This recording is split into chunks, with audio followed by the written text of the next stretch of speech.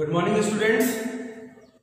As you all know, I am your physics teacher, Nitin Kumar Sharma, and today we are going to discuss our first unit in physics, that is electrostatic, right? So, electrostatics. Okay. So, firstly, we have to discuss what is the term electrostatic statics, right? What is the electrostatic? Why we need to study the electrostatic in physics? हमको physics के अंदर electrostatic पढ़ने की जरूरत क्यों है? ठीक, तो firstly we have to discuss this term electrostatic. Electrostatic is a word which basically combined by two words, right? जैसा आपको दिख रहा होगा यहाँ पे इलेक्ट्रो प्लस स्टैटिक्स, राइट? ठीक है, तो electro means electron, electricity, and statics mean in rest. ठीक है, तो क्या डेफिनेशन बनी कि whenever the charge is in at rest, the dealing of the charge and its properties and its analysis is called electrostatic.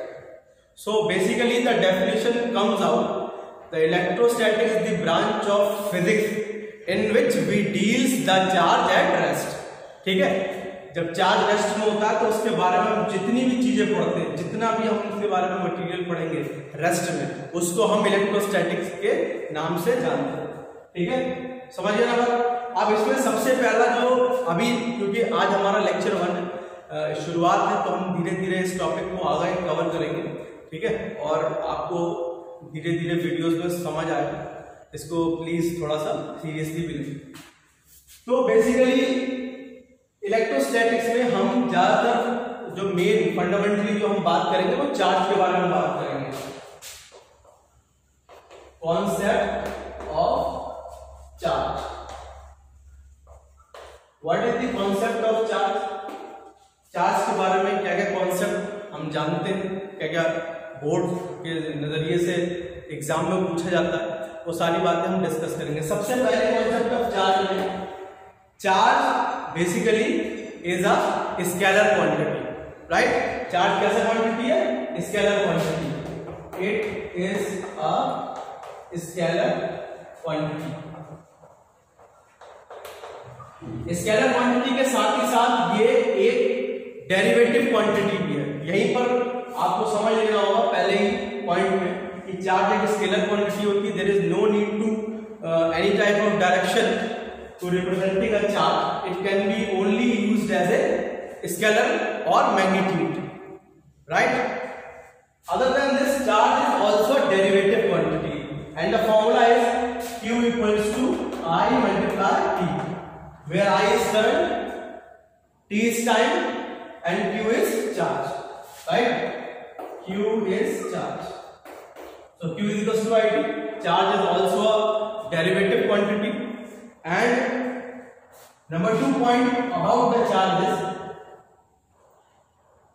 SI unit of charge is coulomb, right? coulomb, एक scientist है coulomb, अभी आगे coulomb law भी आएगा, तो इसीलिए हमने इसका नाम चार्ज का जो SI यूनिट है वो coulomb कर दिया है. ठीक है, उसी के बाद सीरियस सिस्टम में भी इसका एक दूसरा यूनिट होता है जिसको हम बोलते हैं stat coulomb. STAT, stat coulomb. ठीक है, तो यहां आप देख सकते हैं ऐसा यूनिट कूलम है, सीरियस यूनिट स्टैट कूलम है. और एक छोटा सा रिलेशन भी है कि 1 कूलम में 3 × 10⁹ स्टैट कूलम होते हैं. ये मैं शॉर्ट में लिख देता हूं. 1 कूलम में 3 × 10⁹ स्टैट कूलम होते हैं. अभी कॉन्सेप्ट ऑफ चार्ज में ये जो छोटी छोटी बातें वो हम डिस्कस करेंगे. इसके बाद हम आएंगे कि चार्ज बॉडीज पे डेवलप कैसे किया जाता है. ठीक है, बात समझ में आ रही है? तो पहला पॉइंट और दूसरा पॉइंट, ठीक है, देख सकते हैं आप लोग यहाँ पे. उसी के बाद थर्ड पॉइंट हम डिस्कस करते हैं कि third point about the charge, ये क्या चीज है. तीसरा जो पॉइंट है, चार्ज जो है वो हमारा प्रिंसिपल ऑफ कंजर्वेशन को फॉलो करने वाला है. ठीक है, करता ही है। इट फॉलोज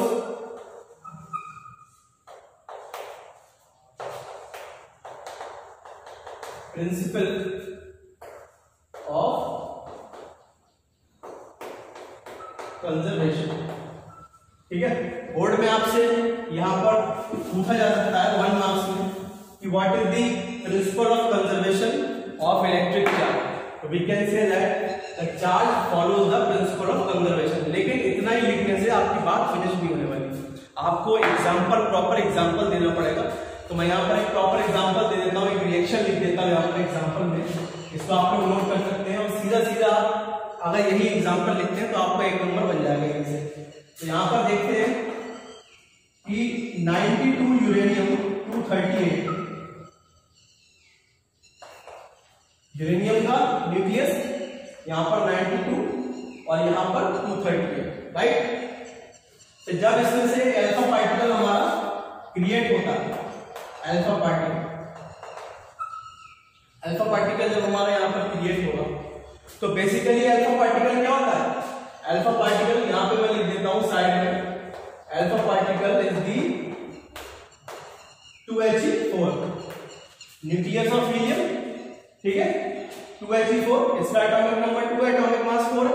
तो जब यहां से अल्फा पार्टिकल निकलेगा तो यहां पर क्या होगा? बेसिकली ये जो एटॉमिक नंबर है उसमें 2 की डिफिशियंसी हो जाएगी और जो एटॉमिक मास है उसमें 4 की डिफिशियंसी हो जाएगी।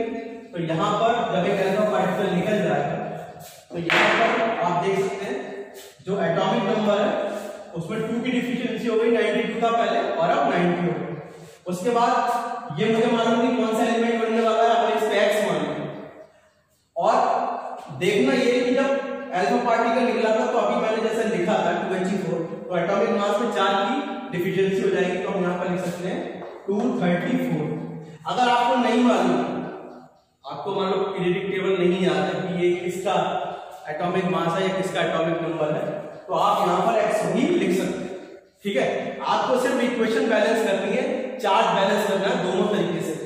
ठीक, उसके बाद आप यहाँ पर साइड में क्या लिख सकते हैं? 2He4। बात क्लियर हो गई? ठीक है, इस तरीके से हम यहाँ पर एक अल्फा पार्टिकल निकाल सकते हैं। और एक चीज और हो रहा है, पीरियडिक टेबल के हिसाब से ये थोरियम का एटॉमिक नंबर, ठीक है। फर्स्ट करते हैं, मान लीजिए ये इक्वेशन गलत है। फॉर एग्जांपल ये मैंने आपको गलत एग्जांपल दे दिया, फॉर एग्जांपल मान लीजिए, तो आप यहाँ पर x भी लिख सकते हैं, इसकी जगह y भी लिख सकते हैं और इसकी जगह z भी लिख सकते हैं। लेकिन क्या है हमारा पर्पस, क्या है कि जो इलेक्ट्रॉन्स है या जो एटॉमिक नंबर है वो बैलेंस होना चाहिए और एटॉमिक मास भी बैलेंस होना चाहिए, ये जरूरी है बस। ठीक है, अगर आपको कोई एलिमेंट नहीं ध्यान आ रहा, नहीं समझ आ रहा, तो आप x y z भी उसकी जगह पर लिख सकते हैं। ठीक, अच्छा, तो ये follow principle of conservation. Other than this the fourth part, it follows the principle of quantisation. Fourth part है it follows the principle of quantisation. Principle of quantisation को ये फॉलो करता है चार्ज। अब ये क्वांटाइजेशन प्रिंसिपल क्या होता है? Q इक्वल टू n, थोड़ा डिटेल में जान लेते हैं। n क्या चीज है? n हमारा इंटीजर है और e जो है चार्ज और electron. So what says that principle of quantization? The principle of quantization says that any body have the charge is equal to the integer multiple of charge and electron. मतलब जितना किसी electron पर charge होगा तो कोई भी body उसका integer multiple charge consist करती है। इंटीजर मल्टीपल, ध्यान रखें, एक पूरी डिजिट इंटीजर, आप समझते हैं सभी लोग इंटीजर क्या होता है, ठीक है। 1 2 3 4 हमारे इंटीजर्स, तो ये पूरी डिजिट कंसीडर करती है। तो ये हमारा हो गया प्रिंसिपल ऑफ क्वांटाइजेशन। लेकिन अभी कुछ ही दिनों पहले एक इन्वेंशन हुई है, क्वार्क्स।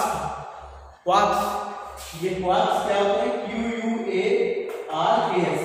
क्वार्क्स हमारे जो फ्रैक्शनल चार्ज होते हैं, ठीक है। ये अलग अलग मेटल, अलग अलग एटम्स के लिए अलग अलग होते हैं। तो क्वार्क्स ये कहते हैं कि भाई किसी भी बॉडी पर फ्रैक्शनल चार्ज भी हो सकता है, ठीक है। लेकिन आप सिर्फ इतना पढ़े, इसके बारे में पढ़े, प्रिंसिपल ऑफ क्वांटाइजेशन के बारे में, इसके बारे में इतना डिटेल में जाने की जरूरत नहीं है। लेकिन फिलहाल आपको इतना पता होना चाहिए कि चार्ज फ्रैक्शनल फॉर्म में भी हो सकते हैं किसी भी बॉडी पर, राइट, ठीक है। तो ये था हमारा प्रिंसिपल ऑफ क्वांटाइजेशन, ठीक है। प्रिंसिपल ऑफ क्वांटाइजेशन के अकॉर्डिंग किसी भी बॉडी पर जो चार्ज होगा वो इलेक्ट्रॉन का इंटीजर मल्टीपल होगा, ठीक है। अच्छा, नाउ एक पॉइंट अभी और बताते हैं, लास्ट 5th पॉइंट, उसके बाद हम बात करेंगे कि बॉडी के अंदर चार्ज कैसे क्रिएट करते हैं, राइट। तो 5th पॉइंट है, इट फॉलोज द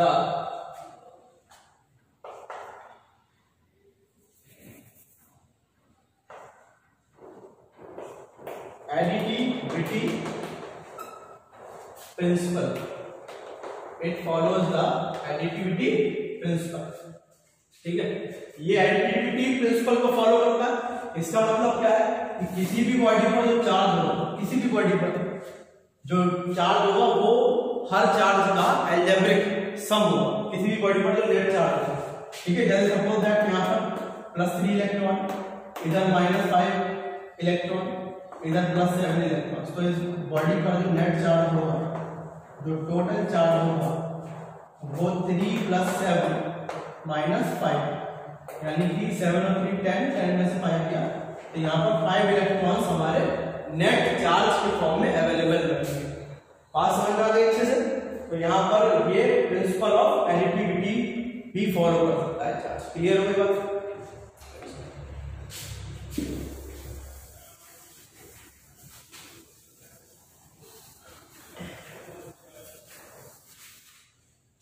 इसके बारे में हम बात करेंगे, आगे हम बात करेंगे कि कॉन्सेप्ट ऑफ चार्ज। अभी हम कॉन्सेप्ट ऑफ चार्ज के बारे में बात कर रहे थे, लेकिन अभी कॉन्सेप्ट ऑफ चार्ज का एक और पोर्शन हम यहाँ पर डिस्कस करने वाले हैं, और वो है कि बॉडी किस तरीके से इलेक्ट्रिक चार्ज होती है, ठीक है।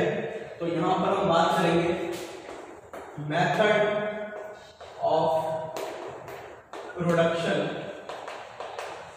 Of an electric charge, method of production of an electric charge.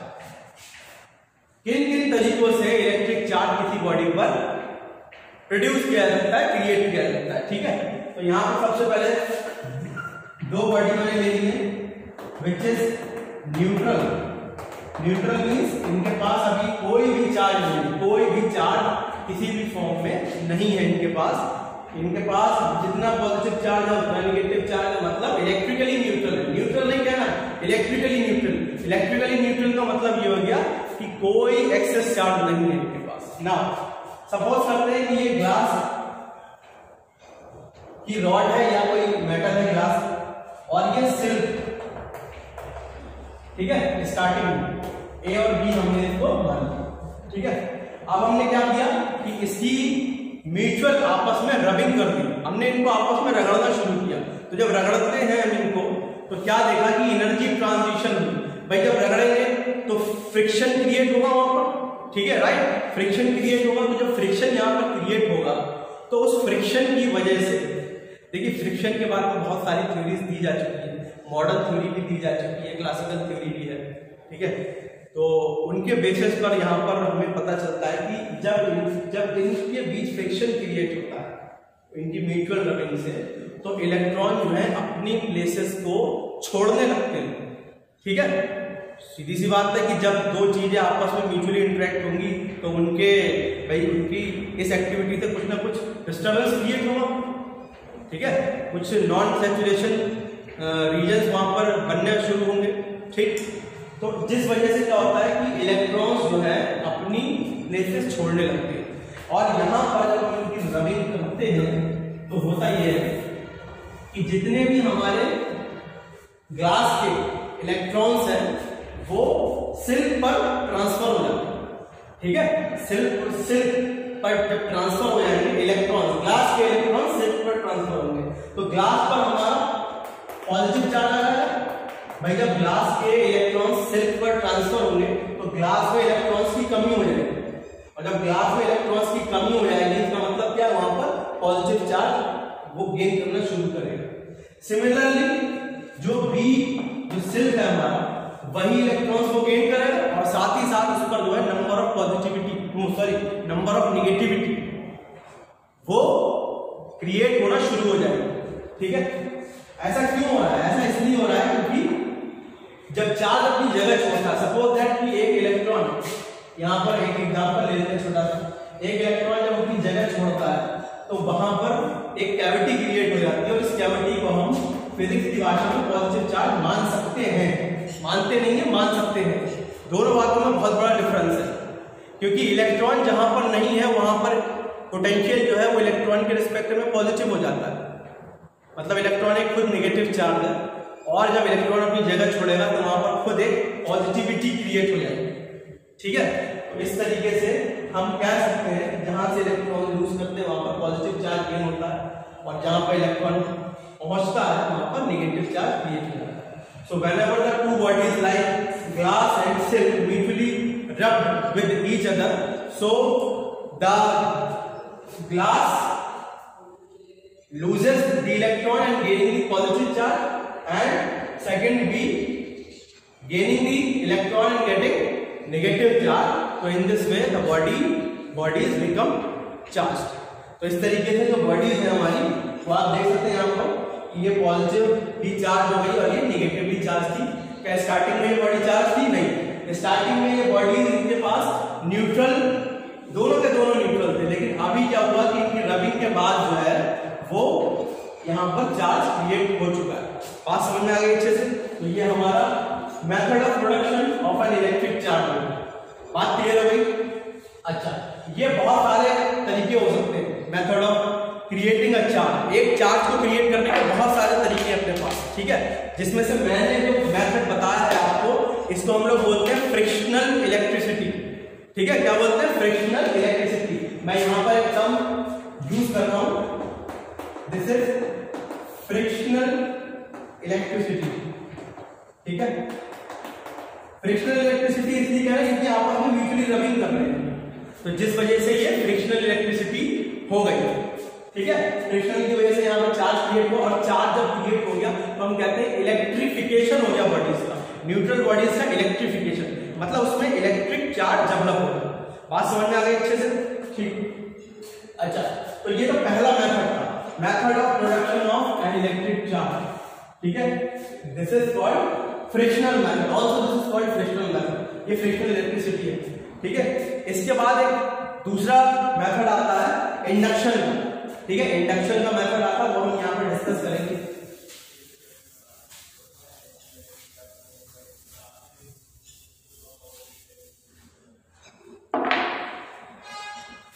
Number 2 method induction. अब ये इंडक्शन का मतलब क्या है? देखिए, इंडक्शन बेसिकली एक वर्ड है किसी भी रिएक्टिव जिसमें कुछ भी डिस्टर्बेंस ना हो, एकदम सैचुरेट हो या बिल्कुल नेट एनर्जी उसमें जीरो हो, अगर आप उसमें कुछ एनर्जी क्रिएट कर दें किसी तरीके से, तो उसको हम एक सिंपल भाषा में इंडक्शन क्रिएट कहना बोलते हैं। जैसे टीचर बच्चों को मोटिवेट करते हैं तो उस मोटिवेशन की वजह से, सबको तो नहीं होता लेकिन कुछ बच्चों को उस मोटिवेशन की वजह से वो कुछ एक्टिविटी करना शुरू कर देते हैं, तो कहने का मतलब उनके अंदर एक एनर्जी क्रिएट करती है। ठीक है, तो that is called, in simple way that is called induction. So यहां पर भी हम कुछ ऐसे करने वाले हैं कि induction, method of production of an electric charge by induction. ठीक है, इंडक्शन के थ्रू हम इसको कैसे देख सकते हैं और हम यहां पर सॉल्व करेंगे। सपोज दैट कि आपके पास कोई मेटल है या कोई मटेरियल है, मटेरियल हम इसको ज्यादा अच्छे से कहें तो ज्यादा ठीक रहेगा। सपोज दैट कि ये मटेरियल जो है इलेक्ट्रिकली न्यूट्रल है, न्यूट्रल नहीं, इलेक्ट्रिकली न्यूट्रल है, मतलब पॉजिटिव और नेगेटिव चार्ज दोनों वाला। अब करते क्या है हम कि अगर हम चाहते हैं कि इसके ऊपर चार्ज डेवलप करना है हमें, तो हम यहां पर क्या कर सकते हैं, इसके पास या तो आप एक पॉजिटिव चार्ज की एक वस्तु या मटेरियल ले जाए, या एक नेगेटिव चार्ज जो पहले से ही पॉजिटिवली या नेगेटिवली चार्ज हो। ठीक है, शर्त ये है कि तो जो दूसरी बॉडी होगी वो पॉजिटिवली या निगेटिवली चार्ज होना चाहिए। तो सपोज करते हैं कि एक हमने यहाँ पर एक पॉजिटिवली चार्ज बॉडी जो है वो लेंगे, इस बॉडी को हम ए मान लेते हैं, इस बॉडी को हम बी मान लेते हैं, ठीक है। तो क्या होगा कि ये पॉजिटिव चार्ज जो बॉडी बी है, ये जितने भी हमारे अब देखिए यहाँ पर एक छोटा सा एक चीज मैं बता देता हूँ, इसको जो चार्ज है इसको मैं थोड़ा सा इस तरीके से डिस्ट्रीब्यूट कर देता हूँ, ये negative positive negative positive negative positive, ठीक है। तो उसके लिए अब यहाँ पर पहले मैंने उसको उल्टा किया हुआ था क्योंकि वो ऑटोमेटिकली अट्रैक्ट हो गया था, लेकिन इस डायग्राम में मैं प्रॉपर मैनर में इसको मैंने क्रिएट कर दिया है। सो जब हम इस बॉडी को इसके पास ले जाएंगे, ये न्यूट्रल बॉडी है, यहाँ पर हम लिख देते हैं न्यूट्रल बॉडी, ठीक है, न्यूट्रल बॉडी। तो क्या होगा कि ये पॉजिटिव जितने भी इलेक्ट्रॉन्स हैं इसके उन्हें अट्रैक्ट करना शुरू करेगा, ठीक है। तो यहाँ पर हम बना सकते हैं इधर ये बॉडी ए है, ये बॉडी बी है, ये यहाँ पर सारे इलेक्ट्रॉन्स इधर शिफ्ट हो जाएंगे इस पॉजिटिव चार्ज की वजह से, ठीक है। इस पॉजिटिव चार्ज की वजह से सारे इलेक्ट्रॉन्स हमारे इधर शिफ्ट हो जाएंगे। और अब हम इसको क्या करते हैं, अब हम इस बॉडी ए को अर्थिंग कर देते हैं। अर्थिंग का मतलब होता है कि अर्थ में ज्वाइन कर देते हैं, अर्थ से ज्वाइन कर देते हैं। तो जब हम इसको अर्थ से ज्वाइन कर देंगे, यहाँ पर इस तरीके से देखें ये कनेक्शन जो मैंने किया है, अर्थिंग का मतलब अभी हम आगे भी जानेंगे, करंट और इलेक्ट्रिसिटी जो हमारा चैप्टर आ रहा है उसमें हम अर्थिंग के बारे में थोड़ा डिटेल में जानेंगे, अर्थिंग क्यों करते हैं, किस लिए करते हैं, क्या पर्पस होता है।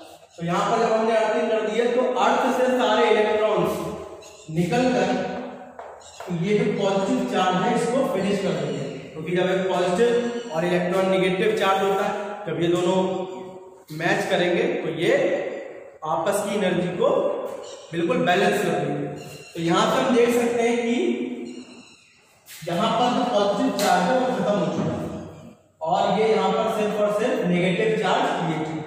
तो इस तरीके से हम देख सकते हैं कि एक न्यूट्रल बॉडी जो है वो यहाँ पर नेगेटिवली चार्ज हो गई है, अच्छे, ठीक है।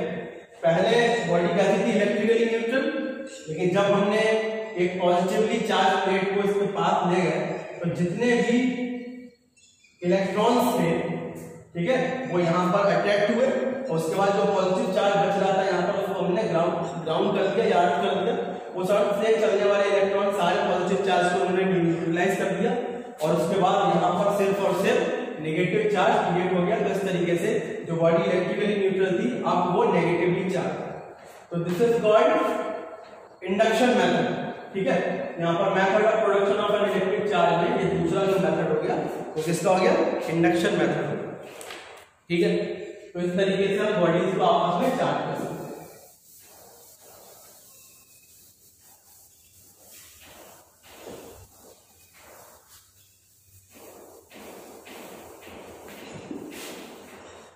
उसी के बाद आप सभी लोगों को पता होगा कि जितने भी पॉजिटिव चार्ज आप लोग 10th में पढ़ चुके होंगे कि जितने भी पॉजिटिव चार्ज हैं वो आपस में क्या करेंगे, इलेक्ट्रिकली रिपेल करेंगे, ठीक है। और पॉजिटिव और नेगेटिव चार्ज क्या करते हैं, अट्रैक्ट करते हैं, ठीक है। ये रिपेल हो जाएंगे और ये क्या हो जाएंगे, अट्रैक्ट हो जाएंगे, ठीक है। ये बहुत छोटी सी बात है जो 10th क्लास में पढ़ाई जाती है, ठीक है।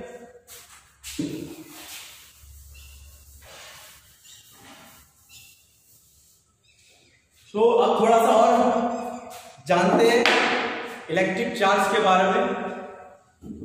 इस चैप्टर का जो सबसे पहला इंपॉर्टेंट टॉपिक है वो, अभी ये तो बेसिक जो बातें थी चार्ज के बारे में वो मैंने यहाँ पर डिस्कस की है, लेकिन जो पहला इंपॉर्टेंट टॉपिक शुरू हो रहा है वो कूलम्ब्स लॉ शुरू हो रहा है यहाँ पे, ठीक है।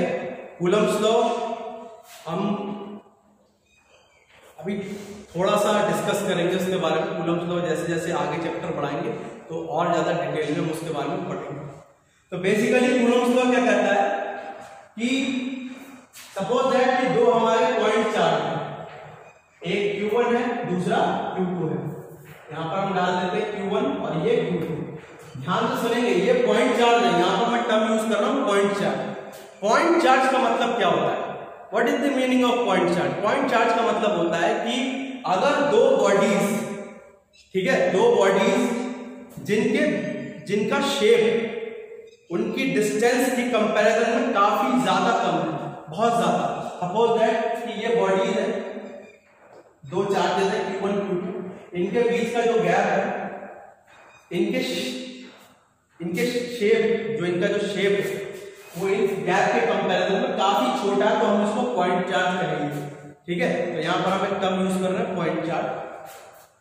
तो यहां पर हम बात कर रहे हैं इसकी कूलम्ब्स लॉ की। यहां पर हम लिख देते हैं कूलम्ब्स लॉ। तो मान लेते हैं कि कोई दो चार्ज है Q1 Q2, इनके बीच की डिस्टेंस है स्मॉल r, तो इनके बीच एक फोर्स क्रिएट हो जाता है, या ये एक फोर्स एक्सपीरियंस करते हैं। वो फोर्स अट्रैक्शन नेचर का भी हो सकता है और रिपल्शन नेचर का भी हो सकता है। तो कूलम ने ये कहा कि जब दो चार्ज Q1 Q2 आपस में स्मॉल r डिस्टेंस पर सेपरेट होंगे तो इनके बीच एक फोर्स लगेगा जिसका अमाउंट डिपेंड करेगा इन चार्जेस के प्रोडक्ट के। ध्यान से सुनेंगे, मैग्नीट्यूड की बात हो रही है यहाँ पे। ठीक है, F को हम जबकि F एक वेक्टर क्वांटिटी है तो F को हम एक मैग्नीट्यूड की तरह क्रिएट कर सकते हैं।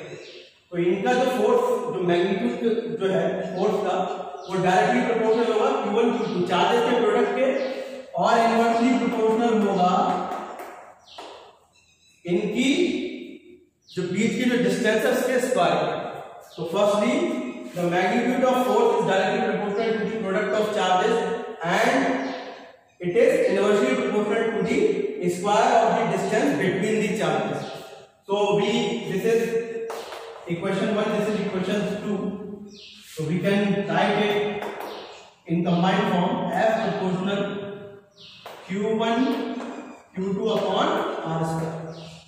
देख सकते हैं आप इक्वेशन 1 F और F हमने अलग अलग लिख के इसको एक ही टर्म में लिख लिया है। यहाँ से पता चल गया कि जो मैग्नीट्यूड है फोर्स का वो Q1 Q2 पे डायरेक्टली प्रोपोर्शनल है और इनवर्सली प्रोपोर्शनल है स्क्वायर ऑफ द डिस्टेंस से। यहां पर हम एक छोटा सा रिप्लेसमेंट कांस्टेंट यूज करेंगे और वो हो जाएगा F इक्वल, मैं F को सिर्फ इतना लिख रहा हूं, F जो है वो हमारा मैग्नीट्यूड है, ध्यान रखेंगे मैग्नीट्यूड है, ध्यान रखेंगे। ठीक है, तो F equal to 1/4 pi epsilon Q1 Q2 by R square. Epsilon is called permittivity of the medium. ठीक है, इसे हम नेक्स्ट लेक्चर में डिस्कस करेंगे। ठीक है बच्चों, फिलहाल मैं यहां पर लिख देता हूं epsilon is permittivity of the medium. So आज के लेक्चर के लिए बस इतना ही। तो आप देख सकते हैं कि जो कूलम्ब्स लॉ है F equal to 1/4 pi epsilon Q1 Q2 upon R square, इसको अगले लेक्चर में हम डिटेल में डिस्कस करेंगे। ठीक है, थैंक यू।